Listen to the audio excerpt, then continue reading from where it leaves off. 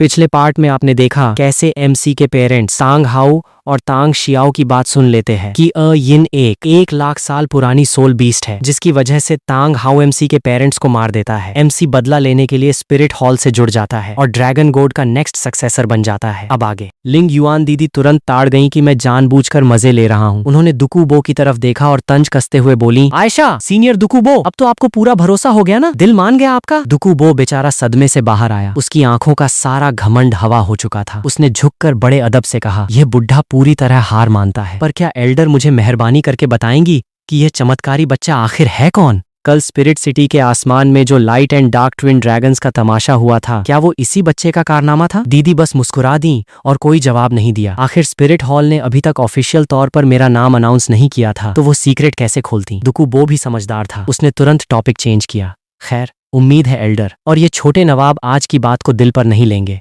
मेरे कबीले के बच्चों की नासमझी थी। इस लड़के का फ्यूचर तो भाई साहब बिल्कुल गॉड लेवल है। अगर ये हमसे दुश्मनी रखेगा तो मेरी पोती और इसके लिए बिल्कुल ठीक नहीं होगा। इतना कहकर उसने मेरी तरफ एक मक्खन लगाने वाली लुक दी और अपने दोनों बच्चों को समेटकर वहां से निकलने लगा। रुको जरा। तभी अचानक मैंने आवाज लगाई। दुकुबो के कदम वहीं थम गए। उसके चेहरे पर टेंशन साफ दिख रही थी। उसने झुककर पूछा, छोटे नवाब कहिए, क्या कोई और काम है? मैंने मुस्कुराते हुए कहा, सीनियर पॉइजन डुआलुओ, मुझे आपसे जरा साइड में अकेले में बात करनी है। ये सुनते ही दीदी और दुकुबो दोनों का माथा ठनका। इससे पहले कि वो कुछ सोच पाते, मैं सीधे दुकुबो के सामने जाकर खड़ा हो गया। दुकुबो की इतनी हिम्मत नहीं थी कि मुझे नाराज करे। वो एकदम भीगी बिल्ली बनकर बोले, छोटे नवाब क्या हुक्म है? मैंने अपना सिर हिलाया और फुसफुसाते हुए कहा, हुक्म कैसा सीनियर? मैं तो बस आपसे आपकी उस जादुई जगह ice and fire yin Yang well के बारे में कुछ बिजनेस डील करने आया हूँ। सन्नाटा। ये सुनते ही दुकुबो का दिल बैठ गया और उसकी आंखों में पल भर के लिए खूनी मंशा चमक उठी, पर मैं बिल्कुल चिल्ल था। मैंने बात जारी रखी, सीनियर दुकुबो, आपकी बॉडी में जो ये जहर भरा है ना, अगर इसका परमानेंट इलाज नहीं हुआ तो आप ज्यादा दिन के मेहमान नहीं हो। और किस्मत देखो, मुझे इस जहर को जड़ से मिटाने का तरीका पता है। बुढ़े के दिमाग में तो जैसे 440 वोल्ट का झटका लगा। उसे यकीन नहीं हो रहा था कि मुझ जैसे बच्चे को उसके लाइफ के सारे सीक्रेट्स पता है, पर मौत के डर के बीच उसे एक उम्मीद की किरण दिखी। क्या तुम सच कह रहे हो? तुम्हारी शर्त क्या है? मैंने एक शातिर स्माइल दी। शर्त बहुत सिंपल है, मुझे उस आइस एंड फायर वेल की सारी चमत्कारी जड़ी बूटियां चाहिए अदला बदली में। फिर मैंने थोड़ा रुक कर कहा, बेशक आप मना कर सकते हैं, पर मुझे लगता है कि आप अपनी इकलौती पोती को भी उसी तड़प और दर्द से मरते हुए नहीं देखना चाहेंगे जिस जहर से आप खुद मर रहे हैं। दुकुबो को लगा कि यह तो सरासर लूट है। वह पहले तो मना करने वाला था, पर जैसे ही उसकी पोती का नाम आया उसका कलेजा कांप गया। वह दोराहे पर फंस चुका था। जब मैंने देखा कि बुढ़ा टाइम लगा रहा है तो मेरा सब्र का बांध टूट गया। मैंने सीधे धमकी दी, आपके पास चॉइस नहीं है बॉस, मैं तो बस आपसे दोस्ती का हाथ बढ़ा रहा हूँ। अगर मेरा इरादा सिर्फ जड़ी बूटियां चुराना होता तो मैं स्पिरिट हॉल के एल्डर्स को भेजकर आपकी पोती को किडनैप नहीं करवा लेता। इस धमकी से दुकुबो का खून खौल उठा, पर मेरे बैकग्राउंड के खौफ से वह पंगु बना खड़ा था। आखिर पोती ही उसकी सबसे बड़ी कमजोरी थी। भाई साहब, सोल लैंड में एंट्री मारते ही एक टाइटल डुआलुओ को घुटनों पर ला दिया। ऊपर से स्पिरिट हॉल की हॉट एल्डर को ऐसा दीवाना बनाया कि अकेले में वो मुझे बड़े चाव से ओह माय गॉड हस्बैंड बुलाने को तैयार हो गईं। और इस पूरे गेम की शुरुआत हुई थी इसी जहर के सौदागर को ठिकाने लगाने से। सनसेट फॉरेस्ट के उस अंधेरे कोने में दुकुबो ने आखिरकार घुटने टेक दिए। उसकी आवाज में बेबसी साफ थी, ठीक है, डील डन है, अब आगे क्या करना है? क्या तुम अभी मेरे साथ चलकर वो बूटियां लोगे या मैं खुद उन्हें तोड़कर तुम्हारे पास पहुंचाऊं? मैंने पीछे खड़ी दीदी को देखा और थोड़ा सोचने लगा। अभी वहां जाना 3 वजहों से सेफ नहीं था। पहली वजह, मैंने अभी तक लिंग युआन दीदी को 100% अपने कंट्रोल में नहीं लिया था। अगर उसने यह सीक्रेट स्पिरिट हॉल के बड़े साहबों को बता दिया तो लफड़ा हो जाता। दूसरी वजह, साइको बीबी डोंग अभी इसी जंगल में घूम रही थी। अगर उसे भनक लग जाती तो गेम ओवर था। और तीसरी और सबसे इम्पोर्टेंट बात, मेरे पास जो जहर उतारने का फॉर्मूला था उसके लिए एक तगड़ी सोल बोन की जरूरत थी। ये बात मैं सीधे बुढ़े को नहीं बता सकता था, वरना अपने एक्सपीरियंस से वो मेरा पूरा प्लान ताड़ जाता। इसलिए मुझे पहले स्पिरिट हॉल जाकर एक बढ़िया सी सोल बोन का जुगाड़ करना था। वहां तिजोरी में सोल बोन्स की क्या कमी? मैंने अपने होंठ सिकोड़े और कहा, इतनी जल्दी क्या है सीनियर, मुझे थोड़ा सा टाइम चाहिए। तुम अभी चुपचाप इसी जंगल में रहो, वक्त आने पर मैं खुद बुलावा भेजूंगा। मुझे अच्छे से पता था कि बुढ़ा मेरी धमकी से अंदर ही अंदर सुलग रहा है, इसलिए मैंने साम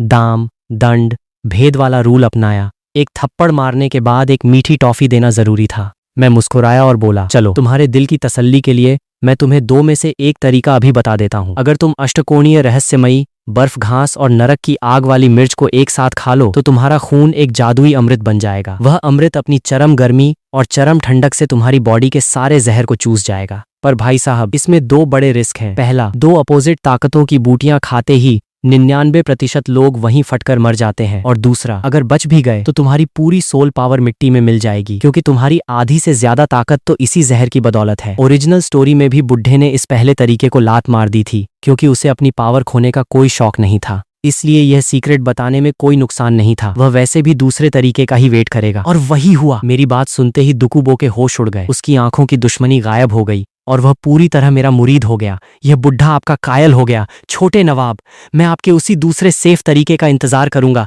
ताकि मेरी और मेरी पोती की जान बच सके।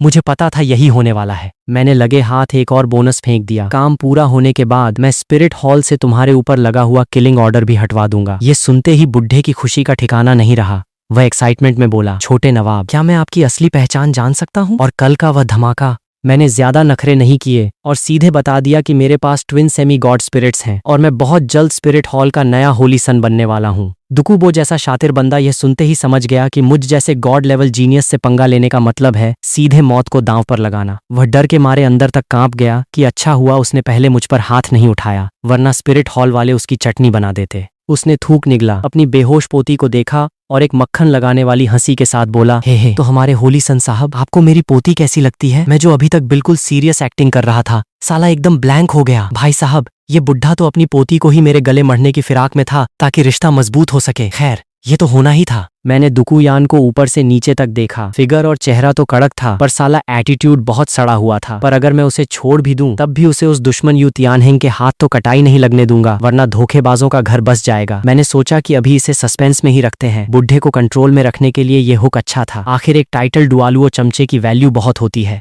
मैं थोड़ा सोचूंगा इस बारे में। तुम अभी निकलो यहाँ से, अगली बार जब आऊंगा तो इलाज शुरू करेंगे। मैंने हाथ हिलाकर उसे जाने का इशारा किया। दुकुबो ने तुरंत आज्ञाकारी चेले की तरह सिर हिलाया, अपनी पोती और यू तियानहेंग को उठाया और रफू चक्कर हो गया। जाते जाते उसने यू तियानहेंग की तरफ ऐसी नजरों से देखा जैसे वह कोई कूड़ा हो। उनके जाते ही लिंग युआन दीदी तुरंत दौड़ती हुई मेरे पास आई। छोटा हान, तुमने उस बुढ़े के कान में क्या फूंक मारी? भले ही उसने बातें नहीं सुनी थीं, पर बुढ़े के चेहरे के एक्सप्रेशन, पहले डर, फिर शौक, फिर खूनी गुस्सा और अंत में बिल्कुल गुलामों जैसी वफादारी, सब उसने देख लिया था। मैंने एक शातिर हंसी हंसते हुए कहा, हे टॉप सीक्रेट दीदी। पर मेरे दिल में डर था कि कहीं वो यह सब स्पिरिट हॉल में रिपोर्ट न कर दे, इसलिए मैंने तुरंत पासा पलटा। लिंग युआन दीदी, आपने मुझसे वादा किया था कि मैं जो भी 3 शर्तें रखूंगा आप मानोगी, तो चलो पहली शर्त की बात करते हैं। दीदी की आंखों में एक नटखट सी चमक आई। बिल्कुल बाबा, बताओ क्या चाहिए? तुम्हारी यह दीदी सब मानने को तैयार है। मैंने अपना गला साफ किया और बिल्कुल सीरियस होकर कहा, पहली शर्त, आज के बाद मेरी कोई भी बात तुम बिना मेरी मर्जी के स्पिरिट हॉल को रिपोर्ट नहीं करोगी। जो भी होगा पहले मेरे और तुम्हारे बीच रहेगा। दीदी ने 1 सेकंड के लिए सोचा, फिर मुस्कुराकर हाँ में सिर हिला दिया। ये देखते ही मेरी तो बाँछें खिल गईं। मैंने हंसते हुए दूसरी शर्त रखी। दूसरी शर्त, आज के बाद तुम मेरे साथ ही खाओगी, मेरे साथ ही घूमोगी और मेरे साथ ही सोओगी। सिर्फ एक टेबल पर खाना और साथ चलना नहीं, बल्कि हमारा कमरा और बिस्तर भी एक ही होगा। दीदी के गोरे गाल पल भर में टमाटर की तरह लाल हो गए। उनकी आंखों में अचंभा और शर्म साफ दिख रही थी। वह थोड़ी देर चुप रही और फिर बिल्कुल धीमी सुरीली आवाज में बोली, ये तो एक ही शर्त में तुमने 3 चीजें मांग ली। बहुत चालाक हो, पर साला ट्विस्ट देखो, उसने मना नहीं किया, उल्टा उसके चेहरे पर एक अजीब सा इंतजार दिख रहा था। ये देखकर तो भाई साहब मेरी लॉटरी लग गई। मैंने तुरंत आखिरी पत्ता फेंका और तीसरी सबसे इम्पोर्टेंट शर्त, अकेले में तुम मुझे छोटा हान बुलाना बंद करोगी। मेरे लिए कोई स्पेशल नाम होना चाहिए। दीदी थोड़ा चौंकी, फिर उन्होंने अपने गुलाबी होठों पर हाथ रखकर एक नटखट सी हंसी हंसी। अच्छा जी, तो अकेले में हमारे होली सन साहब को क्या नाम सुनना पसंद है? क्या मैं आपको होली सन गॉड बुलाऊं? आखिरी लफ्ज बोलते वक्त वह बिल्कुल मेरे कान के पास झुकी और अपनी गर्म सांसों के साथ फुसफुसाया।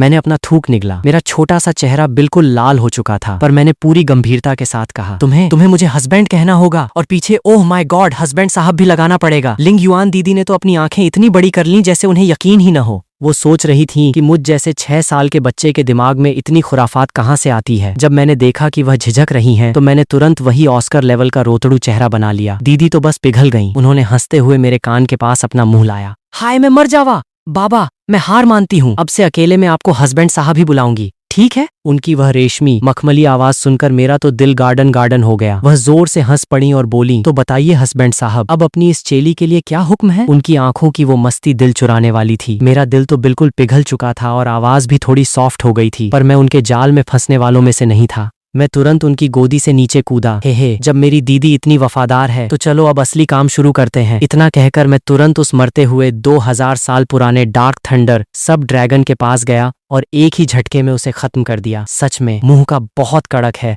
पर दिल का बिल्कुल मोम है, दीदी ने मुस्कुराते हुए कहा और मेरे चारों तरफ पहरा देने लेनी। जब तक वह फ्यूचर के हसीन ख्यालों में खोई थी, मैंने पलक झपकते ही उस सोल रिंग को अपने अंदर सोख लिया। मेरी डार्क होली ड्रैगन स्पिरिट पर पहली 2000 साल की सोल रिंग सज चुकी थी और मुझे मेरी पहली खतरनाक एबिलिटी मिल गई थी। Dark dragon slashes the void, thunder shreds the sky. यही नहीं, मेरी सोल पावर सीधे जंप करके लेवल 28 पर पहुंच गई। सक्सेस! मैं खुशी से उछल पड़ा। इस रिंग को सोखने के बाद मेरी बॉडी की स्ट्रेंथ सीधे डबल हो गई थी, जिसका मतलब था कि मेरी अगली सोल रिंग कम से कम 4000 साल की हो सकती थी। दीदी को अंदाजा तो था, पर जब उन्होंने अपनी आंखों से पहली ही रिंग 2000 साल की देखी तो उनके मुंह से चीख निकल गई, क्योंकि पूरी दुनिया के इतिहास में ऐसा कभी नहीं हुआ था। लिंग युआन दीदी, देखा आपके हस्बैंड का जलवा? मैंने बड़े ही एटीट्यूड में अपना सिर उठाया और पूछा। दीदी ने एक प्यारी सी स्माइल दी। हाँ जी, मेरे हस्बैंड साहब तो सच में सबसे बेस्ट हैं। तो बताइए, सेकंड सोल रिंग के लिए आपका क्या बान प्लान है? मैंने थोड़ा दिमाग दौड़ाया। मेरी सेकंड सोल रिंग कम से कम 4000 साल पुराने सोल बीस्ट की होगी। ये सुनते ही दीदी के तोते उड़ गए, पर मेरा पक्का इरादा देखकर वह चुपचाप मेरे साथ आगे बढ़ने के लिए तैयार हो गई। ठीक है जी, आपकी हर बात सर आंखों पर, चलिए ढूंढते हैं। पर जैसे ही हम आगे बढ़ने वाले थे, अचानक पूरे जंगल में घनघोर अंधेरा छा गया। सर्रर सर्रर। अगले ही पल झाड़ियों को चीरते हुए 2 बहुत ही भयंकर और विशालकाय सोल बीस्ट्स बाहर निकले और उन्होंने हमें आगे और पीछे से पूरी तरह घेर लिया। सामने की तरफ एक 5000 साल पुराना थंडर आर्मर ड्रैगन और पीछे की तरफ एक 4300 साल पुराना नाइट शैडो डेमन ड्रैगन। अचानक हुए इस अंधेरे और 2 अलग अलग प्रजाति के ड्रैगन्स को एक साथ देखकर मैं थोड़ा चौंक गया। ये दोनों अलग अलग बीस्ट्स एक साथ टीम अप करके कैसे घूम रहे हैं? दीदी ने एक ही नजर में पूरा गेम समझ लिया। हस्बैंड साहब, ये दोनों ऐसे ही नहीं आए हैं, ये दोनों उसी सब ड्रैगन के मम्मी पापा हैं जिसे आपने अभी अभी मारा है। आपको एक 4000 साल की रिंग चाहिए थी ना? ये पीछे वाला नाइट शैडो ड्रैगन आपके लिए बिल्कुल परफेक्ट है। ये सुनते ही मेरे चेहरे पर एक क्रूर मुस्कान आ गई। अच्छा, तो ये खुद चलकर अपनी मौत के मुंह में आए हैं? आज इनका यहीं परमानेंट सेटलमेंट कर देते हैं। लगे हाथ मेरी नई एबिलिटी का टेस्ट भी हो जाएगा। दीदी, आप बस साइड में हट जाओ, इन दोनों को मैं अकेले ही देख लूंगा। मैं तुरंत उनकी गोदी से नीचे उतरा, आंखों में पूरा कॉन्फिडेंस था। दीदी पहले तो थोड़ा हिचकिचाई, पर मेरी आंखों का जोश देखकर बोली, ठीक है, मेरे हस्बैंड साहब पर मुझे पूरा भरोसा है। All the best. भले ही ये 4000 और 5000 साल के बीस्ट इंसानों के 40 लेवल वाले सोल मास्टर के बराबर थे, पर दीदी को पता था कि मेरी एनर्जी बहुत अलग है। और वैसे भी वह खुद एक टाइटल डुआलुओ थी। अगर कोई गड़बड़ होती तो वह 1 सेकंड में उन्हें धूल चटा देती। फिक्र नॉट दीदी, मैं आपको टेंशन का एक मौका भी नहीं दूंगा, मैंने हंसते हुए कहा। क्या बकवास कर रहे हो? चलो अच्छे से फाइट करो। दीदी का चेहरा थोड़ा लाल हो गया, पर उन्होंने तुरंत कड़े लहजे में वार्निंग दी, पर हाँ, थोड़ा संभल कर रहना। वह नाइट शैडो ड्रैगन बहुत ही चालाक है, उसकी स्पीड बहुत तेज है और वह इस अंधेरे का फायदा उठाकर गायब हो सकता है। मैंने सिर हिलाया, पर मेरे दिल में कोई डर नहीं था। रोआरर। जैसे ही दीदी कूदकर एक बड़े पेड़ की टहनी पर बैठी, उन दोनों ड्रैगन्स ने एक साथ एक भयानक दहाड़ मारी। पहले वो दीदी की खतरनाक एनर्जी से डरे हुए थे, पर जैसे ही उन्होंने देखा कि मैं अकेला खड़ा हूँ, उनका सारा डर गुस्से में बदल गया। चलो आ जाओ, बहुत हुआ तमाशा। मैंने एक ठंडी हंसी हंसी और अपनी डार्क होली ड्रैगन स्पिरिट को आजाद कर दिया। दहाड़। अपने बच्चे की सोल रिंग मेरे ऊपर तैरती देख उन दोनों पेरेंट्स का गुस्सा 7वें आसमान पर पहुंच गया। वो पागलों की तरह अपनी तीखी कुल्हाड़ी जैसे पंजे लेकर मेरी तरफ झपटे। सब बकवास है। मैं अपनी जगह पर बिल्कुल अंगद के पैर की तरह जम गया और सही टाइम का वेट करने लगा। पलक झपकते ही वो दोनों मेरे बिल्कुल करीब आ चुके थे। उनके पंजों की हवा से लग रहा था कि वो मेरी खोपड़ी उड़ा देंगे। हस्बैंड साहब बचो। पेड़ के ऊपर से दीदी की घबराई हुई आवाज आई। मेरे होठों पर एक विजयी मुस्कान आई और मैंने अपनी पूरी ताकत से चिल्लाया, पहला soul skill, dark dragon slashes the void, thunder shreds the sky. जैसे ही मेरे बोल खत्म हुए, मेरे ऊपर तैरती वह 2000 साल की पर्पल रिंग चमक उठी। मेरे डार्क ड्रैगन के दोनों पंखों से अनगिनत काली बिजलियां सांप की तरह लपलपाने लगीं और जैसे ही मैंने अपने हाथ खोले, दोनों पंखों से 2 बहुत ही विशाल काली कुल्हाड़ी जैसी एनर्जी बीम्स बाहर निकली, जिनमें भयंकर थंडर का ब्लास्ट छुपा था। धूम। स्पीड इतनी ज्यादा फास्ट थी कि उन दोनों ड्रैगन्स को बचने का मौका ही नहीं मिला। वो दोनों काली बिजलियां सीधे उनकी छाती को चीरती हुई पार हो गईं। रोआरर। एक बहुत ही दर्दनाक और आखिरी चीख के साथ उन दोनों भीमकाय ड्रैगन्स की बॉडीज हवा में उछलीं और सीधे जमीन पर आ गिरी। दोनों के प्राण पखेरु उड़ चुके थे। Game over. दीदी ने पेड़ के ऊपर से एक राहत की सांस ली। हे कहा था ना दीदी, फिक्र नॉट। मैंने ऊपर देखकर एक नटखट स्माइल दी और तुरंत उस नाइट शैडो डेमन ड्रैगन की बॉडी के पास जाकर उसकी रिंग को सोखने बैठ गया। कुछ ही पलों में उसकी 4300 साल की सोल रिंग मेरी सेकंड रिंग बन चुकी थी और मुझे मेरी दूसरी सबसे धांसू एबिलिटी मिल गई थी, shadow of the dragon in the dark night. इसका इफेक्ट ये था कि मैं जब चाहूं पूरे एरिया को एक घने अंधेरे के कुएं में बदल सकता हूं और खुद एक अदृश्य परछाई बनकर गायब हो सकता हूं। भाई साहब, क्या खतरनाक स्किल है। जब मैंने इसके इफेक्ट्स देखे तो मेरी सांसें अटक गईं। अब मुझे समझ आया कि दीदी ने मुझे इसके बारे में पहले क्यों सचेत किया था। अगर वह ड्रैगन गुस्से में अंधा होकर सीधा मुझ पर हमला न करता और इस स्किल का यूज करता तो मुझे सच में बहुत पापड़ बेलने पड़ते। तभी दीदी पेड़ से नीचे कूदी और दौड़कर मुझे अपनी गोदी में उठा लिया। हस्बैंड साहब, 4000 साल की सोल रिंग हजम करने के बाद कैसा लग रहा है? कहीं कोई दर्द या प्रॉब्लम तो नहीं हो रही? लाओ मैं एक बार चेक कर लूं। दीदी ने बड़े ही प्यार से मेरी पूरी बॉडी का मुआयना किया और जैसे ही वह मुझे नीचे उतारने वाली थी, मुझे अपनी बॉडी के अंदर सोल पावर का एक बहुत बड़ा उबाल महसूस हुआ। मैं खुशी से चिल्लाया, दीदी, मेरी सोल पावर सीधे लेवल 30 पर पहुंच गई है। दीदी तो बिल्कुल दंग रह गईं। फिर उनके चेहरे पर एक बहुत ही प्राउड वाली स्माइल आई। यह तो बहुत ही कमाल की बात है जी। मुझे तुरंत ड्रैगन गॉड का वह दूसरा टास्क याद आया। तीनों रिंग्स का टोटल 15000 साल होना चाहिए था। पहली 2 रिंग्स का टोटल 6300 साल हो चुका था। यानी अब आखिरी रिंग के लिए मुझे कम से कम 8700 साल का टारगेट पूरा करना था। 2 रिंग्स सोखने के बाद मेरी बॉडी अब लोहे जैसी हो चुकी थी, तो मैं आराम से 9000 साल तक की रिंग झेल सकता था। लिंग युआन दीदी, मेरी तीसरी सोल रिंग कम से कम 8700 से 9000 साल के बीच की होगी। इस बार दीदी ने कोई बहस नहीं की। उन्हें मेरे ऊपर अंधा भरोसा हो चुका था। ठीक है जी, अब आपकी हर बात मंजूर है। चलिए और गहरे जंगल में चलते हैं। हम दोनों तुरंत सनसेट फॉरेस्ट के बिल्कुल कोर एरिया की तरफ बढ़ गए। काफी मशक्कत के बाद आखिरकार हमें एक 8900 साल पुराना डार्क फ्रॉस्ट ड्रैगन मिल गया। इसके पास डार्क और एक्सट्रीम आइस दोनों शक्तियां थीं। दीदी के लिए उसे एडमारा करना बस कुछ सेकंड का काम था। मैंने तुरंत आगे बढ़कर उसे आखिरी झटका दिया और उसकी रिंग को भी सोख लिया। मुझे मेरी तीसरी सबसे खतरनाक एबिलिटी मिल गई, dragon swallows the stars, frost wind blows for 10,000 miles. काम तमाम। मैं खुशी से झूम उठा और मेरी सोल पावर अब सीधे लेवल 32 पर पहुंच चुकी थी। यानी बिना किसी ऑफिशियल रिंग के मैं सिर्फ 2 दिन में एक 3 रिंग वाले सोल एल्डर के लेवल पर आ चुका था। चलो दीदी, अब वापस चलते हैं और उस साइको बीबी डोंग से मिलते हैं। दीदी ने मुझे बड़े ही प्यार से गोद में उठाया और हम वापसी के रास्ते पर चल पड़े। मेरे होठों पर एक शातिर मुस्कान थी। मैं बस यह सोचकर मजे ले रहा था कि जब बीबी डोंग मेरी इन 3 रिंग्स को देखेगी तो उसके दिल पर क्या सांप लौटेंगे। वुआ, मैं अभी ख्यालों में खोया ही था कि अचानक आसपास का नजारा फिर से गायब हो गया। अगले ही पल मैं दोबारा अपने स्पिरिचुअल सी में था और सामने वही विशाल ड्रैगन गॉड खड़ा था। इस बार उसने कोई नाटक नहीं किया, सीधे बड़े ही गर्व के साथ अनाउंस किया, लड़के, तूने कमाल कर दिया। ड्रैगन गॉड की दूसरी परीक्षा सफलतापूर्वक पूरी हुई। इस बार तुम्हें 2 बड़े इनाम मिलते हैं। पहला, तुम्हारे स्पष्ट स्पिरिट को एक स्पेशल गॉड लेवल डोमेन मिलेगा और दूसरा, मेरा पर्सनल खजाना, ड्रैगन गॉड का कोर। मैंने बिना सोचे समझे तुरंत अपना फैसला सुनाया, बॉस, मुझे मेरे डार्क होली ड्रैगन स्पिरिट के लिए वो डोमेन चाहिए। पर भाई साहब, मेरी ये बात सुनते ही हमेशा शांत रहने वाला ड्रैगन गॉड एक सेकंड के लिए बिल्कुल बुत बन गया। उसने तुरंत अपनी जादुई नजरों से मेरी बॉडी को स्कैन किया और बड़े ही दुख के साथ अपना सिर हिलाया। लड़के, तूने बहुत बड़ी भूल कर दी। तूने पहले इस डार्क ड्रैगन को क्यों ट्रेन किया? क्या तुझे अपने दोनों स्पिरिट्स का अंतर नहीं पता? सुन, रेडिएंट होली ड्रैगन अपनी भयंकर ताकत, अटैक और लोहे जैसी डिफेंस के लिए जाना जाता है, जबकि यह डार्क होली ड्रैगन सिर्फ चालाकी, कंट्रोल और दूसरों को परेशान करने के काम आता है। अगर इंसानों की भाषा में कहूं तो पहला वाला प्योर अटैक सिस्टम है और दूसरा वाला सपोर्ट या कंट्रोल सिस्टम है। एक अटैक सिस्टम वाले ड्रैगन की बॉडी हमेशा ज्यादा मजबूत होती है। अगर तूने पहले रेडिएंट ड्रैगन को ट्रेन किया होता तो तेरी बॉडी पहली ही बार में 10,000 साल की रिंग झेल जाती, पर तूने उल्टा रास्ता चुना। ड्रैगन गॉड की आवाज में बहुत ज्यादा पछतावा भरा था। ये सुनते ही मुझे भी अपनी गलती का एहसास हुआ और मेरा माथा ठनका। साला, अगर पहले सुनहरे ड्रैगन को जगाया होता तो आज गेम कुछ और होता, पर अब पछताए होत क्या जब चिड़िया चुग गई खेत। और वैसे भी अगर मुझे पहले से पता भी होता तब भी वो साइको बीबी डोंग मुझे कभी सुनहरे ड्रैगन पर हाई लेवल रिंग चढ़ाने नहीं देती। ये सोचकर मेरे दिल में उस बीबी डोंग के लिए नफरत और बढ़ गई।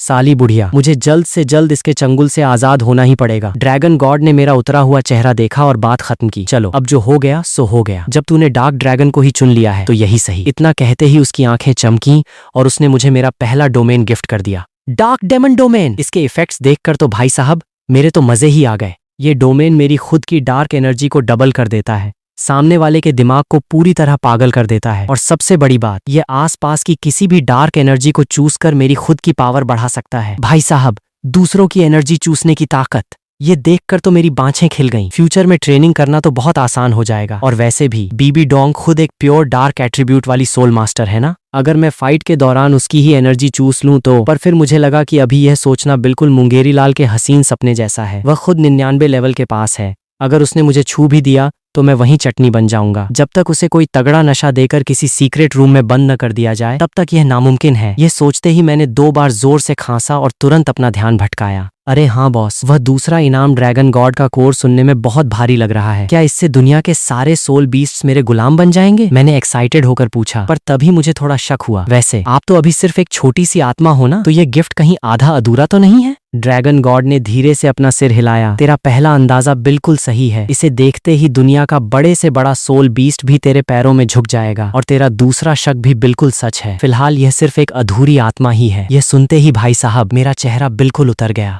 मेरा मन हुआ कि इस बुढ़े ड्रैगन को वहीं 4 बातें सुना दूं, पर मैं कुछ बोल पाता उससे पहले ही उसने बात संभाली। भले ही यह आधी अधूरी आत्मा है, पर इसका खौफ कुछ कम नहीं है। ये तुमसे 10 गुना कमजोर किसी भी सोल बीस्ट को सिर्फ एक नजर में घुटनों पर ला सकती है। पर हाँ, चूंकि यह इनकम्प्लीट है तो तुम इसे अपनी नॉर्मल एनर्जी की तरह हवा में नहीं उड़ा सकते। तुम्हें इसकी पावर से एक सोल स्टैंप बनाकर सीधे सामने वाले के दिमाग पर दागनी होगी। एक बार यह स्टैंप लग गई तो वो जिंदगी भर तुम्हारे खौफ से कांपेगा और तुम्हारी हर बात मानेगा। पूरी बात सुनने के बाद मैं फिर से निशब्द रह गया। साला, जो बीस्ट मुझसे 10 गुना कमजोर होगा उसे गुलाम बनाकर मैं अचार डालूंगा क्या? ड्रैगन गॉड ने जब मेरी यह सड़ी हुई शक्ल देखी तो वह दोबारा बोला, लड़के ज्यादा उतावला मत बन। मैंने यह खजाना तुझे बहुत सोच समझ कर दिया है। मैंने इस दुनिया का जो फ्यूचर देखा है उसके हिसाब से मुझे पता है कि इस वक्त 1 लाख साल का कौन सा सोल बीस्ट इंसानी रूप धारण करके घूम रहा है। मेरी यह अधूरी आत्मा उस बीस्ट पर बिल्कुल सटीक बैठेगी। इसीलिए तुम्हारी तीसरी परीक्षा का टास्क है उस 1 लाख साल के इंसानी रूप वाले सोल बीस्ट को ढूंढकर अपना परमानेंट पालतू जानवर बनाना। टाइम लिमिट है पूरे 2.5 महीने। और हाँ, एक हिंट दे देता हूँ,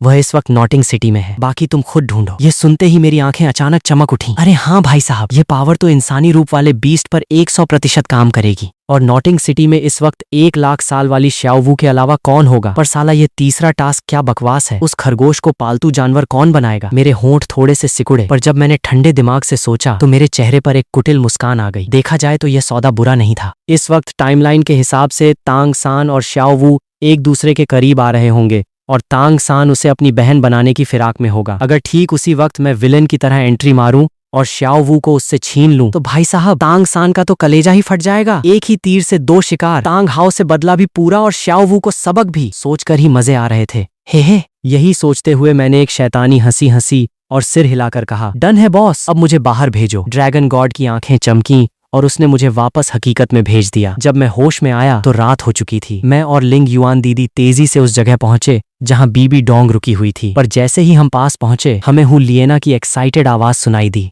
टीचर, मेरा सोल रिंग सक्सेसफुली एब्जॉर्ब हो गया। मुझे मेरी तीसरी एबिलिटी मिल गई है, फॉक्स मेलोडी। इसके तुरंत बाद बीबी डोंग की लाड भरी आवाज आई, मेरी नाना तो सच में बहुत कमाल की है। इतनी छोटी सी उम्र में सीधे 30 लेवल। मैं तो तुम्हें बहुत जल्द स्पिरिट हॉल की होली मेड बनाने वाली थी, पर बीच में उस कमीने ने आकर सारा खेल उसकी बात पूरी होने से पहले ही हु लिएना ने उसे बीच में टोकते हुए कहा, अरे टीचर, कोई बात नहीं ना, आप छोटा हान से इतनी चिढ़ क्यों रही हो? मैं जानती हूँ कि पुजारियों के साथ आपकी पटरी नहीं बैठती और आप होली सन की गद्दी अपने पास रखना चाहती हो, तो आप ये काम मुझ पर छोड़ दो ना। मैं उस छोटे भाई को अपने हुस्न के जाल में ऐसा फंसाऊंगी कि वह भीगी बिल्ली बनकर सिर्फ आपकी उंगलियों पर नाचेगा। तब तो वो आपकी हर बात मानेगा ना। इतना कहकर वह शर्माते हुए हंसने लगी। उसे लग रहा था कि उसका यह मास्टर प्लान बिल्कुल परफेक्ट है। टीचर की टेंशन भी खत्म और प्यारा सा छोटा भाई भी उसका। पर बीबी डोंग ये सुनते ही अंदर घबरा गई। मैं तो उसके रोशसा गॉड बनने का सबसे बड़ा मोहरा था। वो हु लिएना को मेरे करीब कटाई नहीं आने दे सकती थी। पर इससे पहले कि बीबी डोंग कुछ कहती, लिंग युआन दीदी से और बर्दाश्त नहीं हुआ। वह मुझे गोद में लिए तुरंत सबके सामने आ गईं।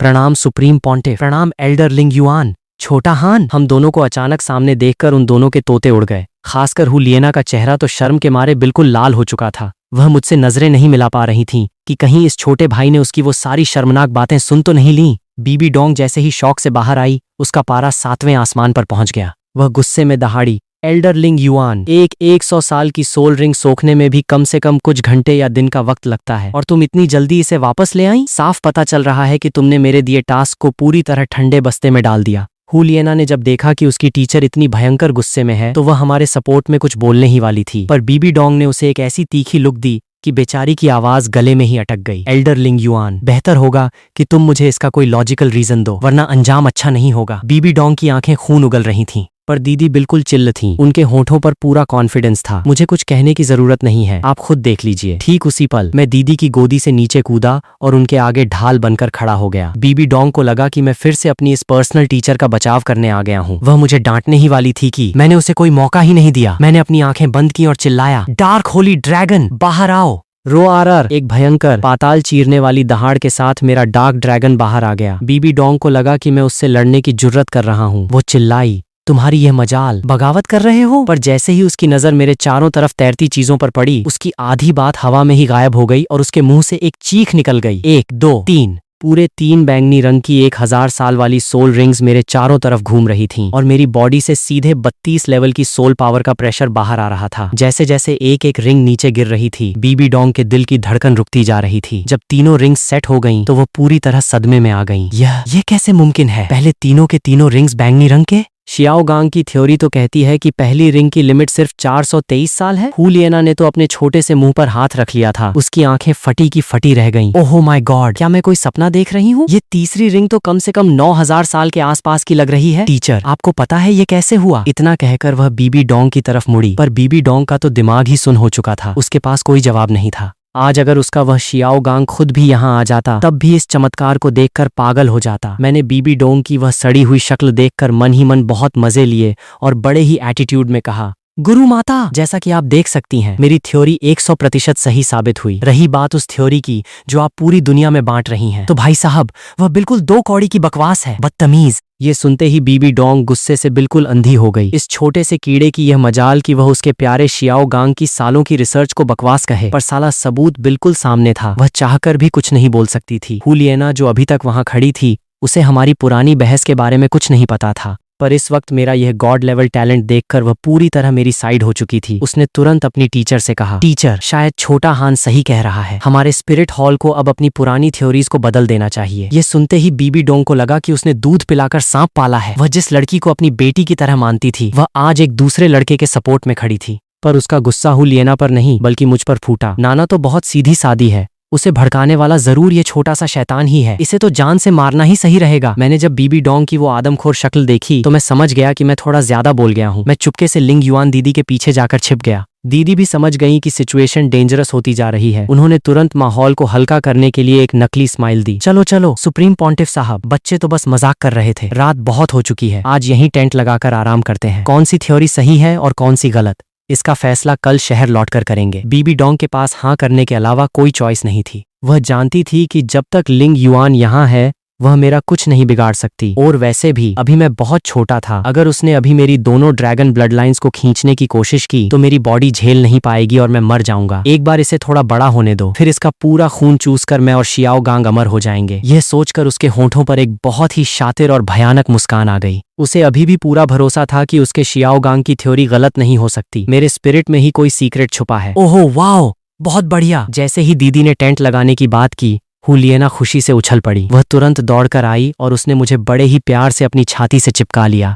छोटा हान, आज रात तुम अपनी इस प्यारी सिस्टर के टेंट में ही सोओगे, ठीक है? उनकी बॉडी की वो गर्माहट और खुशबू बहुत ही रिलैक्सिंग थी। और वैसे भी अभी अभी उसने बीबी डोंग के सामने मेरा साथ दिया था, तो इनाम के तौर पर मैंने हाँ बोलने के लिए अपना सिर हिलाया। पर तभी उस साइको बुढ़िया ने फिर से रोड़ा अटका दिया। बीबी डोंग ने जब हु लिएना को मेरे इतने करीब देखा, तो उसका खून खौल उठा। पर जब उसने हु लिएना के चेहरे पर वो सच्ची खुशी देखी, तो उसे पल भर के लिए अपना बीता हुआ कल याद आ गया, जब वह भी किसी के प्यार में ऐसे ही पागल थी। पर उसने तुरंत अपना सिर झटका और ठंडे लहजे में कहा, नाना, बकवास बंद करो और सीधे मेरे टेंट में आओ। तुमने अभी अभी अपनी तीसरी रिंग सोख कर 30 लेवल हासिल किया है। तुम्हारी सोल पावर अभी स्टेबल नहीं है। मैं रात भर रहकर उसे स्टेबल करूंगी। ये सुनते ही हु लिएना का चेहरा बिल्कुल लटक गया। पर टीचर, मैं तो, वह मुझे कसकर पकड़े हुए थी। उसका छोड़ने का बिल्कुल मन नहीं था। कोई परवाह नहीं। बीबी डोंग की आवाज लोहे जैसी सख्त थी। हु लिएना बेचारी क्या करती, उसे भारी मन से पीछे हटना पड़ा। साली डायन बुढ़िया। मैंने मन ही मन उसे खूब गालियां दी। खैर, हम चारों ने मिलकर 2 टेंट लगाए। रात के पहरे की जिम्मेदारी दोनों टाइटल डुआलुओं लिंग युआन दीदी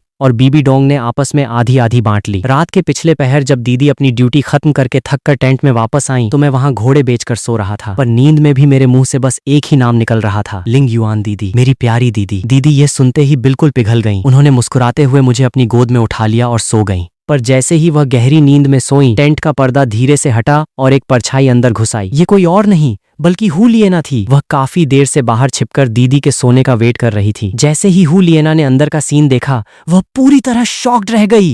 अच्छा, तो छोटा हान इस एल्डरलिंग युआन को इसीलिए इतना पसंद करता है क्योंकि ये पीठ पीछे। पर नहीं, ये छोटा भाई सिर्फ और सिर्फ मेरा है। उसने मन ही मन एक शातिर स्माइल दी, चुपके से आगे बढ़ी और मुझे दीदी की गोदी से उठाकर साइड में ले गई। छोटे भाई, जल्दी उठो, तुम्हारी सिस्टर आई है। मैं अभी नींद में बिल्कुल ब्लैंक था। मुझे कुछ समझ नहीं आ रहा था कि क्या हो रहा है। पर इससे पहले कि मैं कुछ बोल पाता हूँ, लिएना ने अचानक अपनी तीसरी एबिलिटी फॉक्स मेलोडी एक्टिवेट कर दी। एक अजीब सी नशीली आवाज मेरे कानों में गूंजी और मेरा दिमाग फिर से घूमने लगा। अगले दिन शाम होते होते हम सब वापस स्पिरिट सिटी पहुंच चुके थे। शहर के मुख्य गेट पर कदम रखते ही लिंग युआन दीदी ने बीबी डोंग से बड़े ही अदब से कहा, सुप्रीम पॉन्टिफ साहब, हमारे होली सन का टैलेंट इस दुनिया के सारे नियमों से परे है। कायदे के मुताबिक मुझे इसे इसी वक्त चीफ प्रिएस्ट कियान दाओल्यू से मिलवाने ले जाना चाहिए। यह सुनते ही बीबी डोंग का माथा ठनका। अगर इस बूढ़े खूसट को पता चल गया कि इस लड़के ने शियाओ गांग की थ्योरी की धज्जियां उड़ा दी हैं, तो वह तुरंत पूरी दुनिया में शियाओ गांग को एक जोकर साबित कर देगा। तब तो मेरे प्यारे शियाओ गांग का नाम हमेशा के लिए मिट्टी में मिल जाएगा। वह मना करने ही वाली थी कि तभी अचानक आसमान से एक काली परछाई उड़ती हुई आई और सीधे बीबी डोंग के सामने घुटनों के बल बैठ गई। प्रणाम सुप्रीम पॉन्टिफ साहब। ये कोई और नहीं बल्कि उसका वफादार कुत्ता गुइमे ही था। उसने एक नजर मुझ पर डाली और बीबी डोंग के कान के पास जाकर फुसफुसाया, साहब, जो काम आपने सौंपा था वह पूरा हो गया है। इस लड़के की पूरी हिस्ट्री मेरे हाथ लग चुकी है। आपको बहुत मजा आएगा। ये सुनते ही बीबी डोंग का सारा गुस्सा गायब हो गया और उसके चेहरे पर एक बहुत ही शैतानी मुस्कान आ गई। बहुत बढ़िया घोस्ट एल्डर, चलो मेरे पर्सनल चैम्बर में चलकर पूरी बात विस्तार से बताओ। इतना कहकर वह और गुइमेई पल भर में हवा में गायब हो गए। ये देखते ही भाई साहब मेरा दिल जोर से धड़कने लगा। साला दाल में कुछ काला था। क्या इन लोगों को मेरी असली पहचान का पता चल गया था? अगर मैं पुरानी कहानी के हिसाब से सोचूं तो मेरे पेरेंट्स ही वो बदनसीब थे जिन्होंने तांग हाओ और उस सोल बीस्ट यिन के अफेयर का सीक्रेट पकड़ा था। जान बचाने के लिए उन्होंने यह खबर अपने कबीले को दी और वहीं से यह बात स्पिरिट हॉल के पूर्व पॉन्टिफ कियान शुंजी के कानों तक पहुंची। कियान शुंजी ने तांग हाओ का पीछा किया और अंत में मारा गया। तो अगर लॉजिक लगाया जाए तो मेरे पेरेंट्स ही वो जड़ थे जिनकी वजह से कियान शुंजी की मौत हुई। अगर आज स्पिरिट हॉल के एल्डर्स को पता चल गया कि मैं उसी चुगलखोर खानदान का वारिस हूं, तो वो सब मिलकर मुझे यहीं जिंदा दफना देंगे। साली डायन बुढ़िया, चाल तो अच्छी चली है तुमने, पर बेटा मैं भी कोई कच्ची गोटी नहीं खेला हूँ। अगर तुमने मुझ पर हाथ उठाने की कोशिश की तो मैं सरेआम पूरी दुनिया के सामने यह सीक्रेट खोल दूंगा कि कियान शुंजी को तांग हाओ ने नहीं बल्कि तुमने खुद अपने इसी हाथ से तड़पा तड़पा कर मारा था। फिर देखते हैं यह स्पिरिट हॉल तुम्हें जिंदा छोड़ता है या नहीं। आर या पार, जो होगा देखा जाएगा। मैं जब ख्यालों में खोया था तभी बगल से दो बहुत ही कंफ्यूज्ड आवाजें आईं। छोटा हान, तुम इतने परेशान क्यों हो? ये लिंग युआन दीदी और हु लिएना थीं, जिन्हें इस पूरे लफड़े का कोई आइडिया नहीं था। मैंने तुरंत अपनी शक्ल बदली और झूठ बोला, अरे नहीं नहीं दीदी, मैं बिल्कुल ठीक हूँ। पर तभी साला ऐन वक्त पर मेरे पेट से एक जोर की आवाज आई, गुड़ गुड़ गुड़। मेरा छोटा सा चेहरा शर्म के मारे बिल्कुल लाल हो गया और मैंने तुरंत मासूमियत की एक्टिंग शुरू कर दी। लिंग युआन दीदी, नाना सिस्टर, मुझे बहुत जोर की भूख लगी है। ये सुनते ही वो दोनों खिलखिलाकर हंस पड़ी। दीदी ने तो मुझे तुरंत अपनी छाती से चिपका लिया और बड़े ही कातिलाना अंदाज में मुस्कुराते हुए बोली, चलो मेरे प्यारे बच्चे, तुम्हारी ये चेली अभी अपने हस्बैंड साहब को दुनिया का सबसे टेस्टी खाना खिलाने ले जाती है। सन्नाटा। ये सुनते ही बगल में खड़ी हुई लिएना की हंसी वहीं के वहीं फ्रीज हो गई। उसकी आंखें फटी की फटी रह गईं। हस्बैंड साहब? एल्डर लिंग युआन, आप इस छोटे भाई को क्या बुला रही हो? दीदी को तुरंत एहसास हुआ कि जोश जोश में उनके मुंह से वो बेडरूम वाला सीक्रेट बाहर निकल गया था। उनका चेहरा शर्म के मारे लाल हो गया और उन्हें समझ नहीं आ रहा था कि क्या बहाना बनाएं। मैं खुद भी बिल्कुल ब्लैंक हो चुका था कि साला अब इस हु लिएना को क्या समझाऊं। खुशकिस्मती से ठीक उसी वक्त सामने की सड़क पर एक होटल के बाहर जोर जोर से लड़ाई झगड़े की आवाज सुनाई दी। दीदी ने मौका देखकर तुरंत पासा पलटा। अरे लगता है सामने कोई लफड़ा हो गया है, मैं जरा देख कर आती हूँ। तुम दोनों तब तक उस सामने वाले रेस्टोरेंट में जाकर बैठो, मैं अभी आती हूँ। इतना कहकर वह हवा की स्पीड से वहां से भाग खड़ी हुई। साफ पता चल रहा था कि वह अपनी इज्जत बचाने के लिए भागी थीं। हु लिएना ने जोर से पैर पटका और मेरा हाथ पकड़कर रेस्टोरेंट की तरफ खींचने लगी। वह रास्ते भर मेरे कान खाती रही कि साला यह हस्बैंड साहब वाला क्या चक्कर है। उसके चेहरे पर जलन साफ दिख रही थी। मुझे समझ नहीं आ रहा था कि इसे क्या घुट्टी पिलाऊं। तभी एक संकरी गली के पास से अचानक एक आवाज गूंजी, नाना। मैंने घूम कर देखा तो वहां वही पुराना आशिक यान और हु लिएना का भाई शिएयुए खड़े थे। यान ने जैसे ही मुझे हु लिएना का हाथ पकड़े देखा, उसका पारा 7वें आसमान पर पहुंच गया। वह पागलों की तरह चिल्लाया, शिएयुए भाई, देखो इस कमीने बच्चे को। हु लिएना के चेहरे पर थोड़ी खुशी आई। वह मुझे लेकर उनके पास इंट्रोडक्शन करवाने जाने ही वाली थी कि वह यान बिल्कुल विलन की तरह दौड़ता हुआ हमारे सामने आ गया। नाना, कल सुबह तुमने कहा था कि तुम टीचर के साथ शिकार पर जा रही हो, पर अब तुम इस 2 कौड़ी के छोटे चूहे के साथ यहाँ हाथ में हाथ डाले क्या कर रही हो? वह मुझे ऐसी नजरों से घूर रहा था जैसे मुझे कच्चा चबा जाएगा। शिएयुए भी पीछे से एक कड़क लुक के साथ आगे बढ़ा। हुलियना का मूड बिल्कुल खराब हो गया। जब उसने यान के मुंह से मेरे लिए गाली सुनी तो वह दहाड़ी, यान तमीज भूल गए हो क्या? तुम किसे छोटा चूहा कह रहे हो? और भाई तुम मुझे इस तरह क्यों घूर रहे हो? तुम जानते भी हो कि यह कौन है। मैंने उसे बात पूरी करने का मौका ही नहीं दिया। मैं तुरंत एक मर्द की तरह आगे बढ़ा, हुलियना को अपने पीछे छिपाया और उन दोनों की आंखों में आंखें डालकर बड़े ही रौब से कहा, साफ साफ सुन लो भाइयों, मैं नाना का परमानेंट हस्बैंड हूँ और नाना आज से सिर्फ और सिर्फ मेरी औरत है। किसी को कोई ऐतराज? इतना कहकर मैंने हुलियना का हाथ और कसकर पकड़ लिया। आज इस 6 साल से पीछे पड़े चमचे का पत्ता हमेशा के लिए काटना जरूरी था, वरना यह मेरी औरत को रोज परेशान करता। अरे बाबा रे! हुलियना का चेहरा तो शर्म और अचंभा के मारे बिल्कुल लाल हो चुका था। उसने सोचा नहीं था कि मुझ जैसा छोटा भाई सरेआम इतनी बहादुरी से उसे अपनी औरत क्लेम कर देगा। बदतमीज, तू अपनी मौत को दांव पर लगा रहा है। यान का तो दिमाग ही फट गया। 6 साल से जिस लड़की के पीछे वह भीगी बिल्ली बना घूम रहा था, उसे यह छोटा सा पिंटू अपनी औरत बता रहा था। उसने बिना सोचे समझे अपना स्पष्ट स्पिरिट फ्लेम लॉर्ड एक्टिवेट कर दिया। वुआ! एक बहुत ही विशाल आग का दानव उसकी बॉडी पर छप गया। 2 पीले रंग की रिंग्स तैरने लगीं और उसकी 29 लेवल की सोल पावर का प्रेशर बाहर आया। शिएयुए ने भी एक ठंडी हंसी हंसी और अपने दोनों हाथों में चमकीले मून ब्लेड्स निकाल लिए। उसकी भी पावर पूरे 29 लेवल की थी। उसकी आंखें खून उगल रही थीं। वह अपनी सगी बहन को इस छोटे से बच्चे के साथ कटाई नहीं जाने दे सकता था। आज वह यान के साथ मिलकर मुझे ठीक करने के लिए तैयार था। हुलियना यह देखते ही घबरा गई। भाई यान, तुम दोनों पागल हो गए हो क्या? उसने जो कहा वो बिल्कुल सच है। मैं खुद इसकी औरत बनने के लिए तैयार हूँ। ये सुनना था कि मानो आग में पेट्रोल पड़ गया। खासकर यान, जो 6 साल से एक तरफा आशिक बना बैठा था, वह पूरी तरह साइको हो गया। साली बेवफा, तू सिर्फ मेरी है।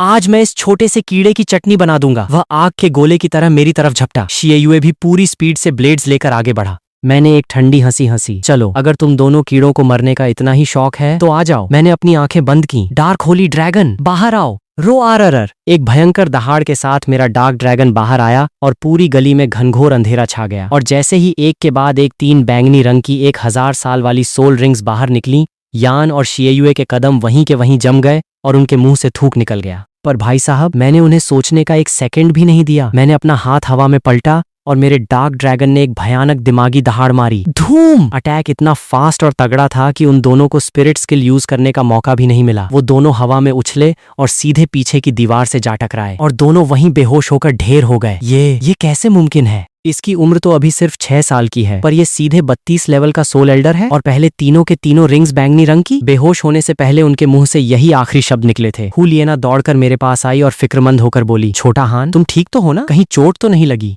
मैंने तुरंत एक शरीफ और पीड़ित चेहरा बनाया। अरे नाना सिस्टर, मुझे चोट तो नहीं लगी, पर इन दोनों की बकवास बातें सुनकर मेरा दिल बहुत जोर से दुख रहा है। हुलियना ने जब मेरा वह उदास चेहरा देखा तो उसका गुस्सा उन दोनों पर फूट पड़ा। वह मुड़ी और बेहोश पड़े। उन दोनों को देखकर नफरत से चिल्लाई, यान, आज से हमारी दोस्ती हमेशा के लिए खत्म। तुम मेरे दोस्त कहलाने के लायक नहीं हो। और भाई, अगर तुमने आगे से मेरे इस हस्बैंड को परेशान करने की कोशिश की तो मैं हमेशा के लिए तुमसे अपना रिश्ता तोड़ लूंगी। ये सुनते ही शिएयुए, जो थोड़ा थोड़ा होश में आ रहा था, वह डर के मारे दोबारा बेहोश होने की एक्टिंग करने लगा और यान का चेहरा तो ऐसा सफेद पड़ गया था जैसे उसकी आत्मा ही निकल गई हो। ये देखकर मुझे अंदर ही अंदर बहुत मजा आया। चलो छोटा हान, इन कबाड़ियों को छोड़ो, मैं तुम्हें बहुत अच्छा खाना खिलाती हूँ। हुलियना ने मेरा हाथ पकड़ा और बड़े ही प्यार से बोली, जी सिस्टर, चलिए, मैंने मुस्कुराकर कहा। कुछ ही देर में हम एक बड़े रेस्टोरेंट में बैठे थे। खाना ऑर्डर करने के बाद हुलियना ने अपना सिर नीचे झुकाया और शर्माते हुए पूछा, वो छोटा हान, अभी जो तुमने बाहर कहा कि मैं तुम्हारी औरत हूँ, क्या वो सच था? साला, मुझे समझ नहीं आ रहा था कि ये लड़की सच में इतनी भोली है या मजे ले रही है। मैंने उसे थोड़ा और चिढ़ाने के लिए कहा,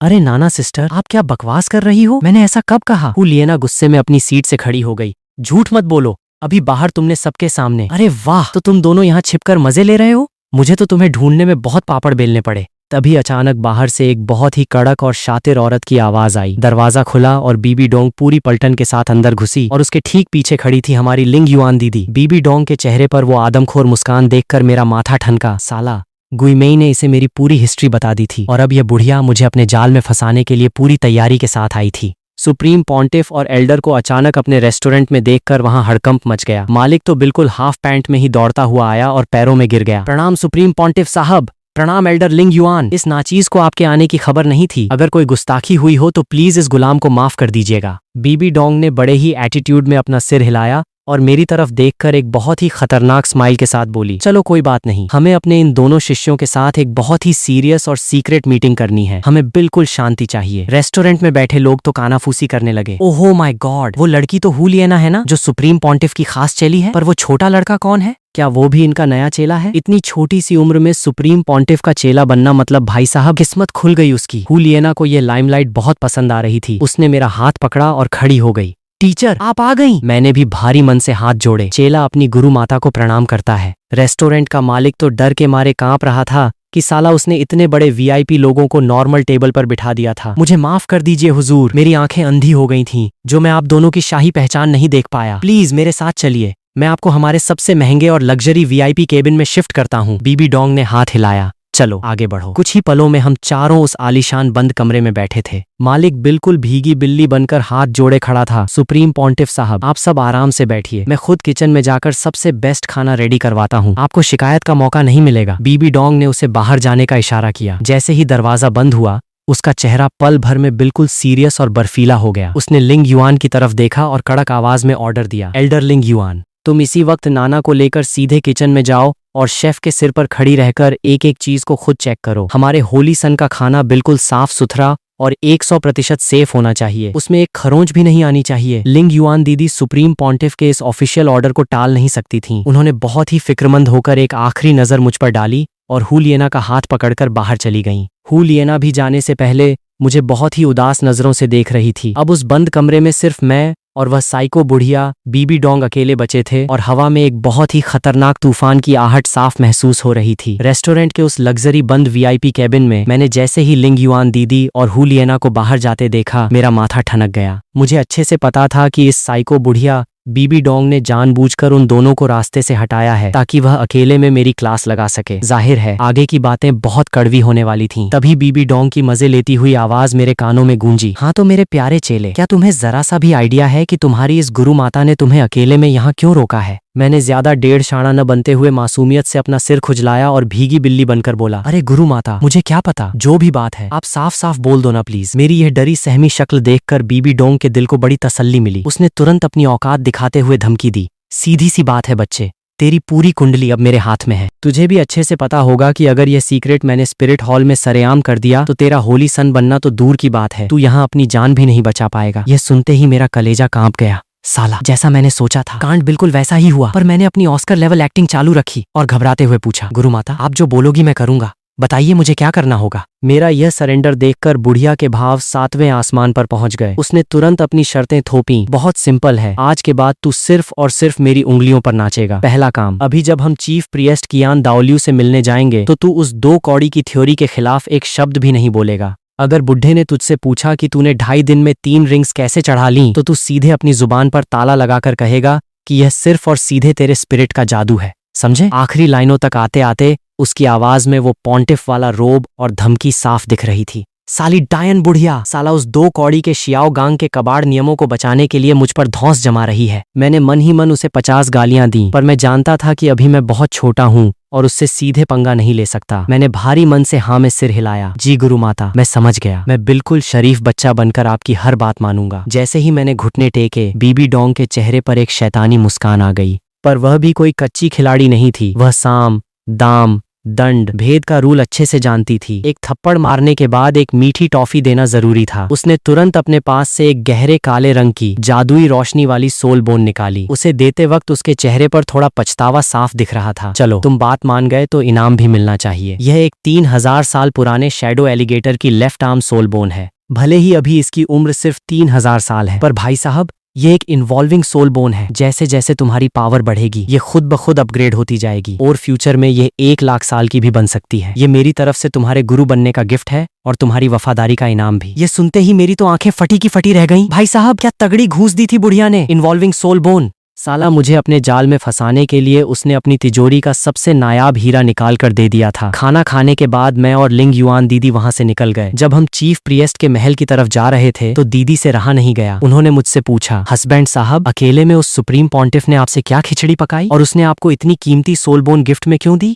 मेरे कदम वहीं थम गए और मैं थोड़ा सोचने लगा। अब जब दीदी और मेरे बीच 100% भरोसा कायम हो चुका था तो उनसे अपनी पहचान छिपाने का कोई मतलब नहीं था। मैंने एक गहरी सांस ली और थोड़ा इमोशनल होकर कहा, लिंग युआन दीदी, सच तो ये है कि मैंने आपसे अपने पास्ट को लेकर एक बहुत बड़ा सीक्रेट छिपाया था। दीदी का दिल एक पल के लिए घबराया, पर उन्होंने तुरंत खुद को संभाला और बहुत ही सॉफ्ट आवाज में बोली, अरे बाबा, जो भी बात है साफ साफ बताओ ना, तुम्हारी दीदी तुमसे कभी नाराज नहीं होगी। इसके बाद मैंने उन्हें अपनी पास्ट लाइफ की पूरी कहानी सुना दी कि कैसे मेरे पेरेंट्स की वजह से कियान शुंजी की मौत का कांड शुरू हुआ था और कैसे बीबी डोंग मुझे ब्लैंक करके ब्लैकमेल कर रही थी और ये सोल बोन थमाई थी। पूरी बात सुनने के बाद दीदी शॉक तो थीं, पर शॉक से ज्यादा उनकी आंखों में मेरे लिए प्यार और सहानुभूति उमड़ आई। उन्होंने मुझे तुरंत अपनी छाती से चिपका लिया और चुप कराते हुए बोली, रोते नहीं है मेरे बच्चे, इसमें तुम्हारी कोई गलती नहीं है, तुम्हारा इस पुराने लफड़े से कोई लेना देना नहीं है, और वैसे भी अगर चीफ प्रिएस्ट को यह बात पता चल भी गई तो वो तुम पर हाथ कभी नहीं उठाएंगे। आखिर पूरी दुनिया यही मानती है कि पिछले पॉन्टिफ को तांग हाओ ने मारा था और चीफ प्रिएस्ट कोई बेवकूफ नहीं है। क्या पता उन्हें पहले से ही तुम्हारी हिस्ट्री पता हो। तुम बिल्कुल फिक्र मत करो, जब तक तुम्हारी यह दीदी जिंदा है तुम्हें कोई छू भी नहीं सकता। मैं तुम्हें अपने हाथों से पाल पोस कर बड़ा करूंगी और एक दिन हम साथ मिलकर उस तांग हाओ की चटनी बनाएंगे। दीदी की ये बातें सुनकर मेरे दिल में एक बहुत ही मीठी लहर उठी और आंखों में आंसू आ गए। मैंने जोर से सिर हिलाया। थैंक यू लिंग युआन दीदी, मैं कसम खाता हूँ अगर फ्यूचर में कभी आपकी जान पर कोई मुसीबत आई तो आपका ये हस्बैंड अपनी जान दांव पर लगाकर भी आपकी हिफाजत करेगा। दीदी मेरा ये सीरियस लुक देखकर मुस्कुरा पड़ी और मजे लेते हुए बोली, आयशा, अभी खुद इतने छोटे से पिंटू हो और दीदी को बचाने की बातें कर रहे हो, पहले थोड़े बड़े तो हो जाओ। हाँ, हम दोनों हंसते खेलते हुए आगे बढ़ने लगे। पर मैंने एक सीक्रेट अभी भी दीदी से छिपा कर रखा था कि असल में कियान शुंजी को तांग हाओ ने नहीं बल्कि इसी बीबी डोंग ने तड़पा तड़पा कर मारा था। यह पत्ता मैं अभी नहीं खोल सकता था, क्योंकि अगर आज जंग शुरू हुई तो कियान दाओलियू जैसा भीगी बिल्ली स्पिरिट हॉल के बड़े फायदे के चक्कर में बीबी डोंग का कुछ नहीं बिगाड़ पाता और उल्टा मेरा गेम ओवर हो जाता। कुछ ही देर में हम महल के मुख्य द्वार पर थे। जैसे ही हम अंदर घुसने वाले थे वहां से घोस्ट लेपर्ड डुआलुओ बाहर निकला। उसने हमें देखकर बस एक फॉर्मल सिर हिलाया, पर जब उसकी नजर मुझ पर पड़ी तो उसकी आंखों में एक अजीब सा संशय साफ दिखा। मेरा माथा ठनका। साला, दीदी का अंदाजा बिल्कुल सही था। बुढ़े कियान दाओलियू ने पहले ही मेरी कुंडली निकालने के लिए अपने जासूस भेज दिए थे और ये घोस्ट लेपर्ड ही वो जासूस था। टेंशन मत लो छोटा हान,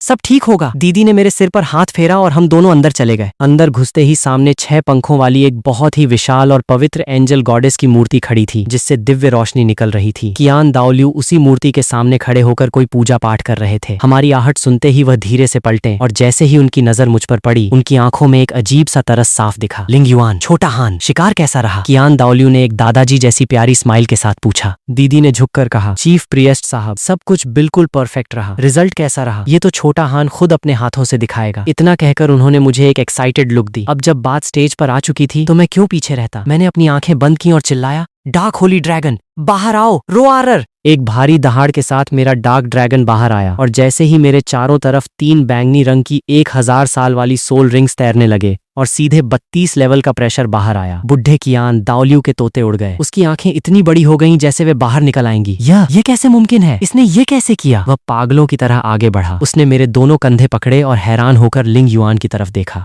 दीदी को पहले से पता था कि बुढ़े का यही हाल होने वाला है। वह सच बताना चाहती थी, पर बीबी डोंग की वो सीक्रेट रूम वाली धमकी याद आते ही उन्होंने बात संभालते हुए मुझसे कहा, चीफ प्रिएस्ट साहब, बेहतर होगा कि आप यह जादू खुद छोटा हान के मुंह से ही सुने। मैं दीदी का इशारा समझ गया था कि अभी बीबी डोंग से सरेआम पंगा नहीं लेना है। मैंने एक गहरी सांस ली और झूठ की एक नई कहानी गढ़ी। चीफ प्रिएस्ट साहब, मुझे खुद नहीं पता, शायद मेरा यह स्पिरिट ही कुछ अलग मिट्टी का बना है, इसीलिए मैं इतने हाई लेवल की रिंग्स आसानी से हजम कर पाया। कियान दाओलियू ने मेरी तरफ एक शक भरी नजरों से देखा। वह कोई पैदाइशी बेवकूफ नहीं था। जब उसकी पोती कियान रेनशुए का गॉड लेवल स्पिरिट यह कांड नहीं कर सकता था तो मेरा सेमी गॉड स्पिरिट यह कैसे कर लेता? वह तुरंत ताड़ गया कि मैं जरूर उस डायन बीबी डोंग की ब्लैकमेलिंग का शिकार हुआ हूं, पर बीबी डोंग के पुराने एहसानों और अपने क्लैन के पापों को सोचकर उसने ज्यादा सवाल जवाब नहीं किए और टॉपिक चेंज कर दिया। खैर छोटा हान, तुम्हारी जो होली सन बनने की ऑफिशियल सेरेमनी थी उसे हमें थोड़ा आगे बढ़ाना पड़ेगा। पूरे कॉन्टिनेंट में सभी अकेडमीज की छुट्टियां शुरू होने वाली हैं, तो अभी सेरेमनी करना ठीक नहीं होगा। छुट्टियां शुरू होने के ठीक आधा महीना बाद हम इसे धूमधाम से करेंगे। मुझे इस गद्दी की कोई जल्दी नहीं थी। मैंने शरीफ बच्चा बनकर सिर हिलाया, जैसा चीफ प्रिएस्ट साहब का हुक्म। मुझे कोई ऐतराज नहीं है। कियान दाओलियू ने खुश होकर मेरे बाल संवारे। बहुत बढ़िया। और हाँ, सेरेमनी से ठीक पहले मैं तुम्हें खुद तुम्हारी मंगेतर यानी मेरी पोती कियान रेनशुए से मिलवाने ले जाऊंगा। आखिर एक बार तुम होली सन बन गए तो दुश्मनों की नजरें तुम पर टिक जाएंगी और फिर मिलना मुश्किल हो जाएगा। कियान रेनशुए का नाम सुनते ही भाई साहब मेरे दिल में तो गिटार बजने लगे। मैंने बिना सोचे समझे तुरंत हाँ कर दी। कियान दाओलियू ने मुस्कुराते हुए दीदी की तरफ देखा। लिंग युआन, तो आगे से इस बच्चे की पूरी जिम्मेदारी तुम्हारे कंधों पर है। दीदी ने अदब से सिर हिलाया और मुझे लेकर अपने घर वापस आ गई। घर आते ही मैंने बिना कोई टाइम वेस्ट किए बीबी डोंग की दी हुई वह 3000 साल पुरानी शैडो एलिगेटर की लेफ्ट आर्म सोल बोन निकाली। इन्वॉल्विंग सोल बोन, चलो टेस्ट करते हैं। पर सेफ साइड रहने के लिए मैंने अपनी आंखें बंद की और अपने दिमाग के अंदर ड्रैगन गॉड से पूछा, सुनो बॉस, जरा चेक करके बताओ कि इस सोल बोन में कोई वायरस या चाल तो नहीं है ना। ड्रैगन गॉड ने अपनी जादुई नजरों से चेक किया और हाँ में सिर हिलाया कि यह बिल्कुल प्योर है। तब जाकर मेरी जान में जान आई। मैंने तुरंत अपनी सोल पावर एक्टिवेट की और उसे सोख लिया। भाई साहब, ड्रैगन गॉड की एबिलिटी का जादू देखो। पलक झपकते ही पूरी सोल बोन मेरी बॉडी के अंदर सेट हो गई। धमाका ऐसा हुआ कि मेरी सोल पावर सीधे एक लेवल और जंप करके लेवल 33 पर पहुंच गई और मुझे एक बहुत ही धांसू एबिलिटी मिल गई, शैडो ड्रैगन मंत्र। इसके इफेक्ट से मैं अपनी सोल पावर से 3 असली जैसे दिखने वाले शैडो ड्रैगन्स बाहर निकाल सकता हूँ, जो मेरे लिए अटैक भी करेंगे और ढाल बनकर मेरा डिफेंस भी करेंगे। अभी सोल बोन सिर्फ 3000 साल की थी तो मैं मैक्सिमम 3 ड्रैगन्स बना सकता था और रूल के मुताबिक हर 1000 साल बढ़ने पर एक एक्स्ट्रा ड्रैगन बनता जाएगा। और सबसे बड़ी बात, इस स्किल का एक सीक्रेट पासवर्ड था जिसके साथ यूज करने पर इसकी पावर 30% अटैक और 70% डिफेंस में बंट जाती थी, जो बिल्कुल गॉड लेवल कॉम्बिनेशन था। क्या खतरनाक चीज मिली है, मैं तो खुशी से पागल हो गया। चलो, उस डायन बुढ़िया ने पहली बार कोई ढंग का काम किया था। जब यह सोल बोन अपग्रेड होकर 1 लाख साल की बनेगी तो नजारा देखने लायक होगा। देखते ही देखते कुछ दिन पानी की तरह बह गए। इन दिनों मैं रोज लिंग युआन दीदी के साथ घर पर मस्ती करता और ट्रेनिंग करता। और हाँ, हुलियना भी रोज हमारे घर आ जाती थी। हम दोनों लड़कियों के साथ मेरा तालमेल इतना कड़क हो चुका था कि वो दोनों अब मेरे बिना एक पल भी नहीं रह सकती थी। रिश्ता बिल्कुल नेक्स्ट लेवल पर पहुंच चुका था। और रही बात दुकुबो के जहर का इलाज करने वाली सोल बोन की, तो स्पिरिट हॉल की तिजोरी से मैंने एक बहुत ही बढ़िया बोन पहले ही पार कर दी थी। आज का दिन बहुत स्पेशल था। आज पूरे कॉन्टिनेंट की सभी अकेडमीज का आखिरी वर्किंग डे और क्लोजिंग सेरेमनी थी। हमारे स्पिरिट हॉल की एकेडमी में भी आज बड़ा फंक्शन था, जिसके बाद ऑफिशियल तौर पर छुट्टियां शुरू होने वाली थीं। दीदी चूंकि एल्डर थीं, तो उन्हें सुबह सुबह ही फंक्शन की तैयारियों के लिए निकलना था। वह किचन में नाश्ता बना रही थीं, पर तभी मेरे दिमाग की बत्ती जली। साला, ड्रैगन गॉड का वह तीसरा टास्क, 2.5 महीने के अंदर उस 1 लाख साल की श्याओ वू खरगोश को पालतू जानवर बनाना था। और ओरिजिनल स्टोरी के हिसाब से तांग सान आज ही छुट्टियों में श्याओ वू को पहली बार अपने गांव सेंट हंट विलेज लेकर जाने वाला था, जहां वो दोनों भाई बहन का वो नौटंकी वाला नाटक करने वाले थे। स्पिरिट सिटी से सेंट हंट विलेज का रास्ता बहुत लंबा था। अगर मैं अभी दीदी को लेकर निकलूंगा तब जाकर कहीं शाम तक वहां पहुंच पाऊंगा और तांग सान का वो ड्रामा लाइव देख पाऊंगा। और सबसे बड़ी बात, इस वक्त तांग हाओ तांग सान को अकेला छोड़कर कहीं बाहर गया हुआ था, यानी विलन गायब था और अटैक करने का इससे बेस्ट मौका दोबारा नहीं मिलने वाला था। यही सोचते हुए मैंने तुरंत किचन में जाकर दीदी का पल्लू पकड़ा। लिंग युआन दीदी, मारो गोली उस फालतू के फंक्शन को। आज मेरे साथ बाहर घूमने चलो ना प्लीज। दीदी के हाथ वहीं रुक गए। उन्होंने मुझे एक अजीब सी लुक दी। अरे छोटा हान, कल रात जब नाना तुम्हें इस फंक्शन में चीफ गेस्ट बनने का इन्विटेशन देने आई थी, तब तो तुम बड़े चाव से हाँ कर रहे थे, और आज अचानक तुम्हारा मूड कैसे बदल गया। मैंने अपना सिर खुजलाया। साला, कल रात जोश में मैं रास्ते का टाइम कैलकुलेट करना भूल गया था। मैंने तुरंत अपना रोतड़ू चेहरा बनाया और उनकी गोदी में मुंह छिपाकर पागलों की तरह मटकने लगा। अरे मेरा मन नहीं है वहां जाने का, मुझे बस बाहर किसी शांत जगह घूमना है। आप अपनी इस हस्बैंड की बात नहीं मानोगी क्या? चलो ना प्लीज। दीदी मेरा यह मासूम रूप देखकर बिल्कुल पिघल गई। उन्होंने मुस्कुराते हुए हार मान ली। अच्छा बाबा ठीक है, रो मत, तुम्हारी हर बात मंजूर है। तो बताओ, हमारे नवाब साहब को कहाँ जाना है? अब मुझे एक बहुत ही शातिर बहाना सोचना था। मैं सीधे तो बोल नहीं सकता था कि चलो सेंट हंट विलेज में 1 लाख साल का खरगोश पकड़ते हैं। मुझे ऐसा गेम खेलना था कि हम वहां नॉर्मल घूमने जाएं और गलती से दीदी की नजर श्याओ वू पर पड़ जाए। फिर एक टाइटल डुआलुओं के सामने आते ही श्याओ वू का गेम ओवर। मेरी नजर तुरंत हॉल में लगी पूरे कॉन्टिनेंट के मैप पर गई। मैंने उंगली उठाई। मुझे उस कोने वाले सुदूर गांव की तरफ जाना है। वहां की वादियां बहुत सुंदर हैं। दीदी की स्पीड का क्या कहना। कुछ ही घंटों में हम दोनों सेंट हंट विलेज की पीछे वाली पहाड़ियों पर खड़े थे। जैसे ही हम पहाड़ी के पास पहुंचे, मुझे दूर 2 छोटे छोटे बच्चे दिखाई दिए। भाई साहब, बिना चश्मा लगाए ही मैं पहचान गया, ये तांग सान और श्याओ वू थे। और वहां वही सबसे बड़ा नौटंकी वाला सीन चल रहा था। श्याओ वू, मेरी इस दुनिया में कोई फैमिली नहीं है, क्या तुम मेरी सगी बहन बनोगी? मैं अपनी जान देकर भी तुम्हारी हिफाजत करूंगा। तांग सान बिल्कुल मजनू बनकर श्याओ वू की आंखों में आंखें डालकर डायलॉग मार रहा था। ये सुनते ही श्याओ वू की आंखों में नकली आंसू आ गए। उसने अपना सिर नीचे झुकाया और मासूमियत से पूछा, पर भैया, अगर कल को बहुत सारे विलेंस मुझे जान से मारने आए और वो इतने पावरफुल हुए कि तुम उनसे जीत नहीं पाए, तब तुम क्या करोगे? तांग सान ने अपनी सड़ी हुई शक्ल पर एक बहुत ही सीरियस लुक बनाई और छाती ठोक कर बोला, तो उन विलेंस को तुम्हारी लाश छूने से पहले मेरी लाश के ऊपर से गुजरना होगा। ये सुनते ही श्याओ वू तो बिल्कुल इमोशनल हो गई। वह चिल्लाई, भैया भाई साहब, दूर खड़ा मैं ये सब देखकर उल्टी करने ही वाला था कि साला बगल में एक और ट्विस्ट हो गया। मैंने जब लिंग युआन दीदी की तरफ देखा तो उनके चेहरे पर भी आंसू थे। वो तो इस बकवास ड्रामे को देखकर बिल्कुल इमोशनल हो चुकी थीं। साला, लगता है दीदी ने अभी तक इस खरगोश की असली पहचान नहीं पकड़ी है। मैंने तुरंत पासा पलटा, अपनी नाक सिकोड़ी और चिल्लाया, लिंग युआन दीदी। इस हवा में अचानक इतनी गंदी खरगोश की बदबू कहाँ से आने लगी? क्या आसपास कोई जंगली जानवर मर गया है क्या? दीदी मेरी यह बात सुनते ही चौंक गईं। उन्होंने तुरंत अपनी जादुई डुआलुओ नजरें चारों तरफ दौड़ाईं। पहले तो उन्हें कुछ नहीं मिला, पर जैसे ही उनकी नजर उस श्याओ वू पर टिकी, भाई साहब,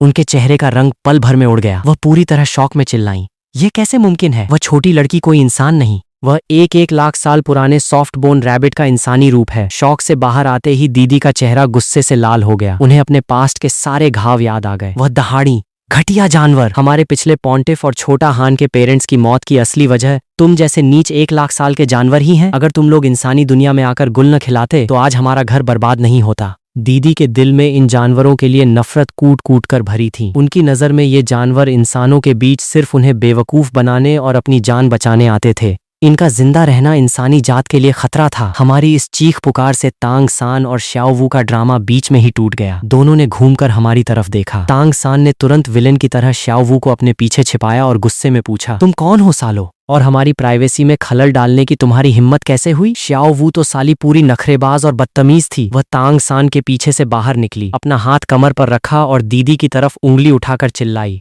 ओए गंदी बुढ़िया, कहाँ के अनपढ़ गंवार हो बे तुम दोनों? हमारी बातें चोरी छिपे सुनने की हिम्मत कैसे हुई? मरने का शौक है क्या रे तुमको? साली बदतमीज जंगली खरगोश। रुक, तेरी इस बदतमीजी का इलाज मैं अभी करता हूँ। मैं आगे बढ़ने ही वाला था कि साला दीदी का पारा मुझसे पहले ही 100 डिग्री पार कर चुका था। दीदी ने एक जोरदार हुंकार भरी और उनकी बॉडी से पूरी पावर आजाद हो गई। शेरर! उनके चारों तरफ 9 चमकीले सोल रिंग्स हवा में तैरने लगे और 92 लेवल के टाइटल डुआलुओं का भयंकर प्रेशर पूरी पहाड़ी पर फैल गया। 9 सोल रिंग्स? तुम एक टाइटल डुआलुओ हो? ये देखते ही तांग सान और श्याओ वू के तोते उड़ गए। उनके पैर कांपने लगे, पर दीदी के दिल में कोई रहम नहीं था। वह श्याओ वू को घूरते हुए बर्फीले लहजे में बोली, नीच जानवर, इंसानी दुनिया में आकर एक छोटे बच्चे को अपने हुस्न के जाल में फंसा रही है। आज तेरा खेल यहीं खत्म। श्याओ वू की जैसे ही पहचान खुली, वह डर के मारे थर थर कांपने लगी और तांग सान का कुर्ता पकड़कर रोते हुए बोली, भैया मुझे बहुत डर लग रहा है, बचाओ मुझे। तांग सान ने अपनी आंखें बंद की, सीना तानकर श्याओ वू के आगे ढाल बन गया और एक डायलॉग मारा, ये चाहे इंसान हो या जानवर, मुझे कोई फर्क नहीं पड़ता। ये मेरी बहन है,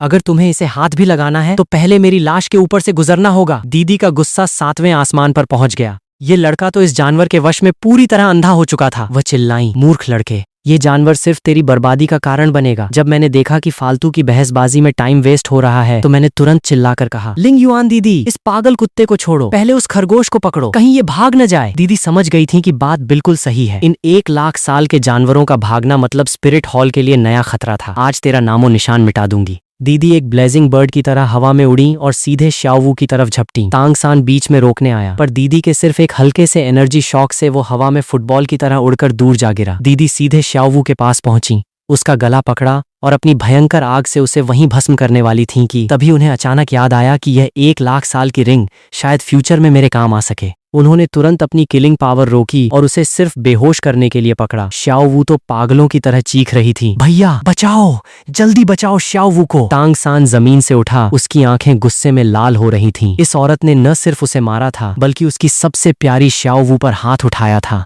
उसकी नजर में दीदी अब ऑलरेडी डेड थी। कमीनी औरत, मेरी सीक्रेट गन का मजा चख। तांग सान ने मन ही मन चिल्लाया। उसने अपनी कलाई घुमाई और उसके कुर्ते की आस्तीन से एक बहुत ही तीखी जादुई सुई सीधे दीदी के माथे के बीचों बीच निशाना बनाकर निकली। मेरी लिंग युआन दीदी पर वार करने की तेरी यह मजाल, साले शब्दे सन। मैंने एक ठंडी हंसी हंसी। मेरी स्पीड बिजली से भी तेज थी। मैं एक झटके में हवा में उड़ा, अपनी 2 उंगलियों को कैंची की तरह बनाया और हवा में ही उस तीखी सुई को बिल्कुल सटीक पकड़ लिया। फिर मैंने अपनी कलाई को एक झटका दिया और चेरी दाढ़ी वाले रूल के साथ उस सुई को 2 गुनी स्पीड से सीधे तांग सान की राइट लेग की तरफ वापस रिफ्लेक्ट कर दिया। बेटा, आज के बाद तू पूरी लाइफ लंगड़ा बनकर ही जिएगा। मेरे होंठों पर एक बहुत ही शातिर मुस्कान थी। इस बैकफायर की स्पीड इतनी ज्यादा फास्ट थी कि तांग सान जैसा कीड़ा चाहकर भी अपनी बॉडी मूव नहीं कर पाता। उसका लंगड़ा होना 100% तय था। तांग सान की तो आंखें फटी की फटी रह गईं। वह बिल्कुल बुत बन गया। उसने सोचा नहीं था कि उसकी सबसे सीक्रेट गन को कोई इतनी आसानी से पकड़कर वापस फेंक देगा, और वो भी एक ऐसा लड़का जो उम्र में उससे भी छोटा दिख रहा था। क्या तुझे लगता है कि मैं इतनी आसानी से हार मान जाऊंगा? तांग सान ने तुरंत अपने दिमाग में रहस्यमयी जादुई कवच एक्टिवेट कर लिया ताकि वह उस सुई को रोक सके। ये देखकर मुझे थोड़ी निराशा हुई कि साला वह बच जाएगा। पर भाई साहब, तभी अचानक वहां भगवान का एक असली करिश्मा हुआ। ठीक उसी पल पहाड़ियों से एक बहुत ही तेज हवा का झोंका आया। उस हवा के दबाव से जो सुई सीधे उसकी टांग की तरफ जा रही थी, उसका रास्ता हवा में ही थोड़ा सा भटक गया और वह सुई सीधे उसकी टांग को छोड़कर उसकी असली मर्दानगी के ठीक बीचों बीच जाकर धंस गई। खट! नहीं! तांगसान के मुंह से एक ऐसी चीख निकली कि पूरा जंगल दहल उठा। उसने अपने दोनों हाथों से वहां छुपाने की कोशिश की, पर बहुत देर हो चुकी थी। सुई अपना काम कर चुकी थी। आहा! एक ऐसा दर्द जिसके बारे में सोचकर ही रूह कांप जाए। तांगसान सीधे जमीन पर लेट गया। उसका पूरा चेहरा दर्द से नीला पड़ चुका था और वह पागलों की तरह तड़प रहा था। उसकी चीखें पूरी पहाड़ी में गूंज रही थीं। यह नजारा देखकर वहां खड़ा हर एक बंदा बिल्कुल सन्न रह गया। यहाँ तक कि मैं खुद भी एकदम ब्लैंक हो चुका था। साला, मैंने निशाना टांग पर लगाया था, पर उस एक हवा के झोंके ने तो सीधे बंदे का सिस्टम ही खल्लास कर दिया। भैया! श्याओ वू यह देखकर पागलों की तरह चिल्लाई। दीदी ने एक ठंडी नजर उस पर डाली। उनके दिल में कोई दया नहीं थी। खुद काफी। जो इंसान इन जानवरों के प्यार में अंधा हो जाए, उसका यही हश्र होना चाहिए। मैं जब शौक से बाहर आया तो भाई साहब, मेरी तो हंसी ही नहीं रुक रही थी। मैं जोर जोर से पागलों की तरह हंसने लगा। मेरी खुशी इस वक्त 7वें आसमान पर पहुंच चुकी थी। वाह वाह भगवान वाह, मजा ही आ गया। तांग हाओ का इकलौता वारिस, वह छोटा कमीना तांगसान आज से हमेशा के लिए एक नपुंसक बन चुका है। अब जब बुढ़ा तांग हाओ अपने बेटे की यह सड़ी हुई हालत देखेगा तो सोचकर ही साला कलेजा गार्डन गार्डन हो रहा है। मेरे दिल में बदले का एक बहुत ही मीठा और तीखा करंट दौड़ गया। मैंने तंज कसते हुए उसकी तरफ देखा और चिल्लाकर कहा, अरे ओ नपुंसक, अब खड़ा खड़ा क्या मेरा मुंह देख रहा है? चल भाग यहाँ से। अभी भी जाकर किसी अच्छे डॉक्टर को दिखाएगा तो शायद वो टूटा हुआ सिस्टम टांके मारकर वापस जोड़ दे। इस आवारा जंगली खरगोश के चक्कर में अपनी मर्दानगी का परमानेंट घाटा मत करवा बैठ। हा। तांगसान दर्द से कराह रहा था। वह जमीन पर पड़ा पड़ा अपनी खून उतरी आंखों से मुझे ऐसे घूर रहा था जैसे मुझे कच्चे चबा जाएगा। पर वह अंदर ही अंदर जान चुका था कि इस वक्त वह एक कीड़ा भी नहीं मार सकता। अगर जिंदा रहेगा तभी तो कभी बदला ले पाएगा। उसने मन ही मन श्याओ वू से विदा ली। श्याओ वू, अलविदा। इन दोनों नीच इंसानों ने अपनी मौत का इंतजाम खुद कर लिया है। मैं वादा करता हूँ आगे चलकर मैं इन दोनों की बोटी बोटी नोचकर तुम्हारी मौत का बदला लूंगा। ये सोचते ही तांगसान ने एक आखिरी नजर श्याओ वू पर डाली और लंगड़ाते हुए घिसट घिसट कर वहां से दुम दबाकर भाग खड़ा हुआ। हे साला बिल्कुल फुसकी और 2 कौड़ी का निकला। मैंने उसे भागने से नहीं रोका। अभी उस कीड़े को जान से मारने का सही टाइम नहीं था। मैं उसे धीरे धीरे तड़पा तड़पा कर मारना चाहता था ताकि उसका वो हत्यारा बाप तांग हाओ रोज घुट घुट कर मरे और गुस्से में पागल हो जाए। नहीं भैया, प्लीज श्याओ वू को अकेला छोड़कर मत जाओ। श्याओ वू तांगसान की उस दुम दबाकर भागती हुई पीठ को देखकर पागलों की तरह चीख रही थी। ये देखकर मैं उसके पास गया। मेरी आंखों में मजे लेने वाले भाव साफ दिख रही थी। मैंने हंसते हुए कहा, लो भाई, देख लो, यही है वो तुम्हारा सो कॉल्ड लविंग भाई जो बड़ी बड़ी डील्स मार रहा था कि अपनी जान देकर भी तुम्हारी रक्षा करेगा। जब असली मौत सामने आई तो साला अपनी कटी हुई मर्दानगी समेटकर तुम्हें अकेला तड़पने के लिए छोड़कर भाग गया। यह सुनते ही श्याओ वू की पूरी बॉडी कांपने लगी। इतने सालों का जो अंधा भरोसा और प्यार था वह पल भर में ताश के पत्तों की तरह ढह गया। क्या उसने कसम नहीं खाई थी